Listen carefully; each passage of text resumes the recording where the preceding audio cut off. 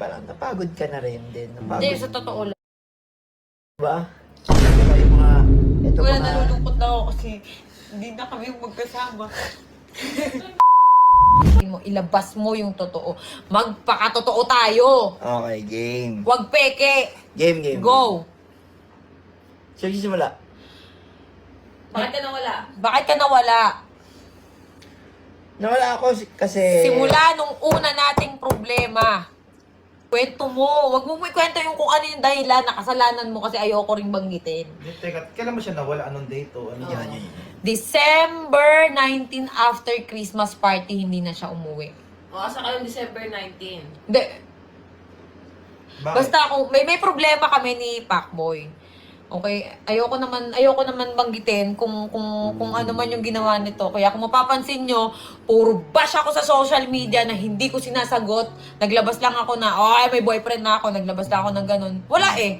Doon ako naging masaya eh. Kumbaga, si Pacboy sa side niya, nung time na yon siguro masaya siya. Tapos ako, bumira ako nitong January. Sige, masaya na ako biglang. Ito na yung kasiyahan ko.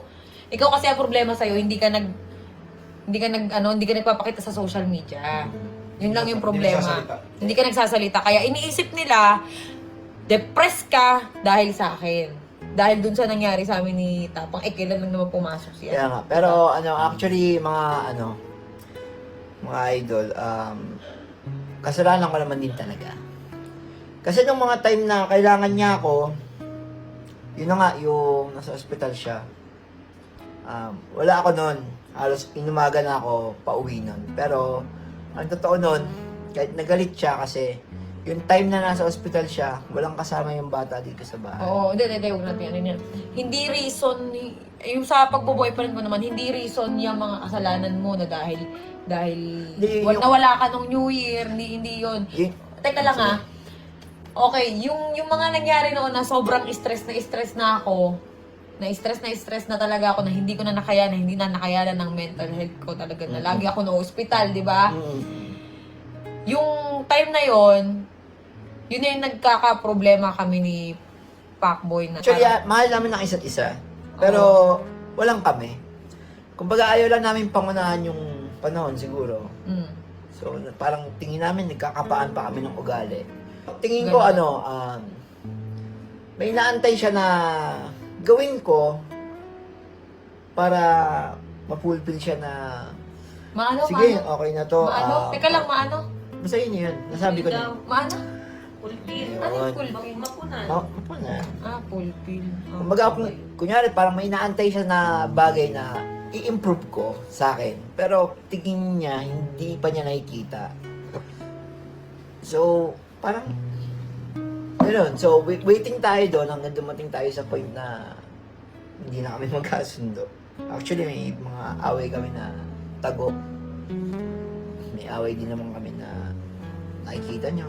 Ngayon, kaya kami magkasama ni Kalbo.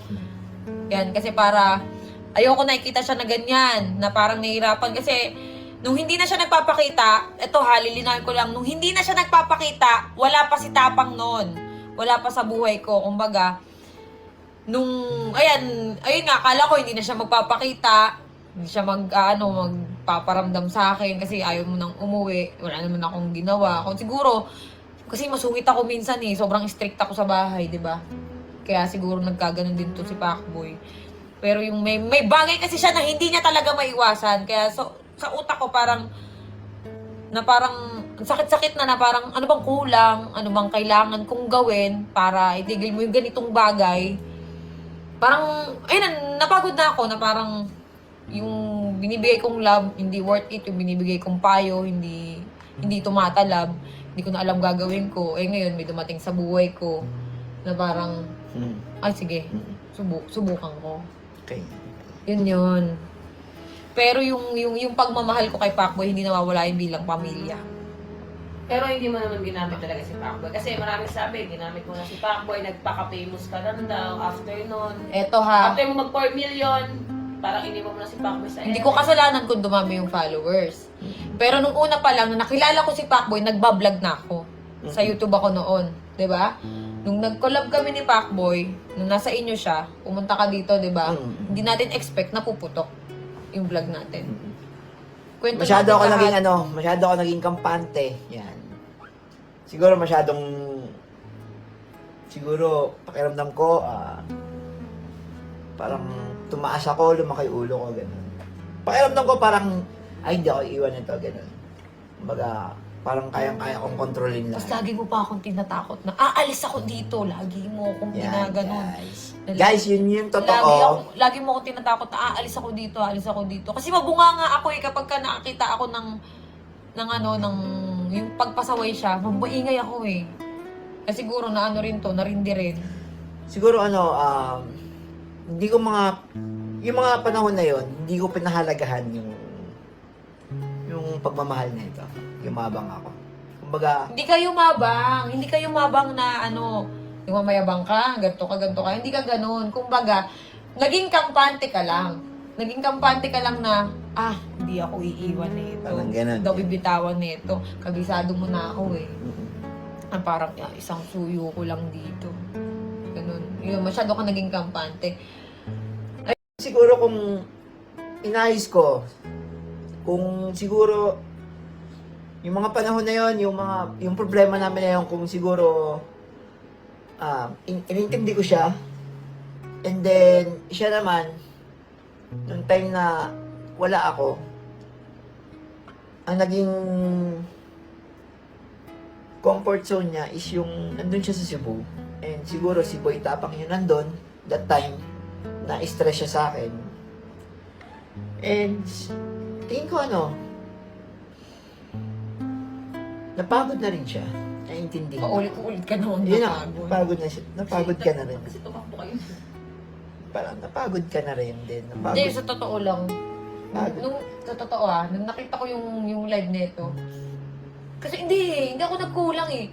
Lagi kitang lagi kitang kinokontak araw-araw, di ba? Wala pa ang tapang araw-araw kitang kinokontak, nasan ka, umuwi ka. Di ba? Pero anong ginagawa mo, Deadma? Ito, sa loob ng 1 yun yung magkasama. Ano man sa'yo, Pacboy, na yung kay Cherry White na yun, yung magsisimula siya ulit na hindi ka na niya makakasama. Kumbaga, parang magsisimula ulit kayo sa umpisa. Totoo naman kasi niyan. Kaya naman natanggap ko yun sa kanila ni Tapang. Hindi ako tumingin sa hindi ako tumingin sa galit eh. Yung naging sila. Ang tinignan ko kasi dyan, yung mga bagay na naitulong mo. Kung paano mo nabago yung isang Pacboy, kung paano mo natulungan. Di ba?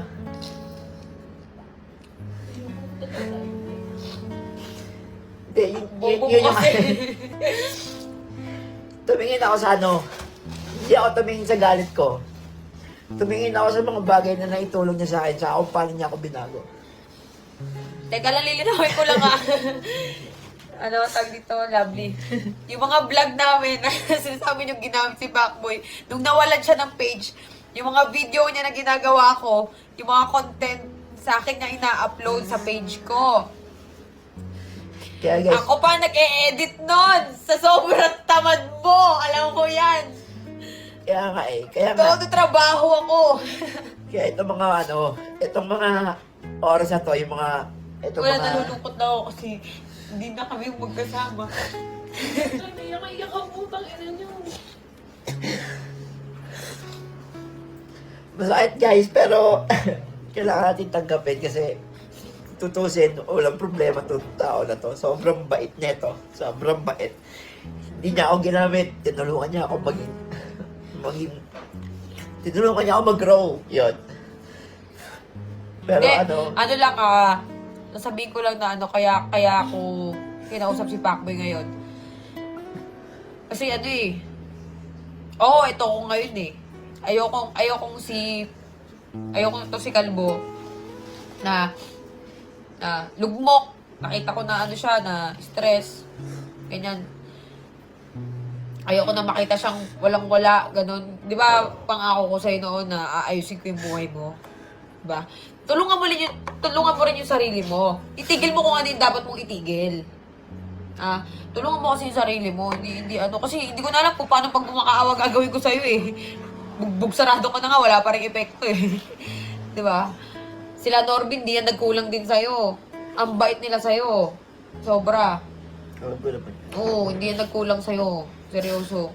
Nung kahit anong magkasama pa tayo dito sa bahay, ang lagi kong kausap sa mga problema sa'yo, si Lovely lang. Lagi ko sinasabi sa kanya, di ba? Iyak pa nga ako. Lagi kong kausap si Lovely. Hindi ako naglalabas sa social media na ganito, may problema mo, ganito, ganyan, ganyan. Minsan gusto ko nang sabihin kung ano yung problema eh. Pero ayoko na lang banggitin kung ano talaga yung ginawa mo, kung ano yung ginagawa mo. Di ba? Para hindi naman sabihin ng ibang tao na, ay, ganito si Pacboy, ganyan. Hindi. Kung ano yung problema na lang ni Pacboy. Basta may problema, kumbaga, sa atin na lang yun. Di ba? Hindi na para, ilantad pa yung ganun. May gusto ko ba sabihin? Ikaw, Chen, sa'yo Hindi, wag kayong magtataka kung makakasama pa ako ni Pacboy sa mga video niya. Pero wala na kaming love team. Kumbaga, puputulin na namin yun. Magiging magkasama kami bilang pamilya. Ganon para, ayaw rin namin ng magkakagalit kami. Ayaw namin ng ganon. Tutulungan pa rin kami. Tulungan ko si Pacboy. Gusto ko magkaroon ka ng sariling bahay. Yun. Yun talaga yung goal ko. Yun yung gusto ko. Tapos ngayon sila, kay Norbin, si Lovely. Tutulungan ka rin yan. Hindi ka pababayaan yan. Kaya nga sabi namin sa'yo, huwag ka magpakalugmok. Bangon, di ba? Kung ano yung pagkakamali mo, siguro, ano na lang yan, aral. Pinitik ka ni Lord, na parang aral na lang yan, ganun. Di ba? Hindi natin masasabi kung ano yung mga mangyayari sa mga susunod na araw, susunod na di ba? Eh, ikaw, ano masasabi niya sa fans niya sa Pacboy, yung talagang solid Hindi, sa sorry. Kung ano yung ginawa ko. Tapos yung dun sa mga nakita kong video, sumasayaw ako. Di ko rin expect, ba't ko nagawa yun? Wala eh, masaya ako eh. Huwag na tayo magpaka-impokrita, ganun ako eh. Di ba? Yun na yun eh.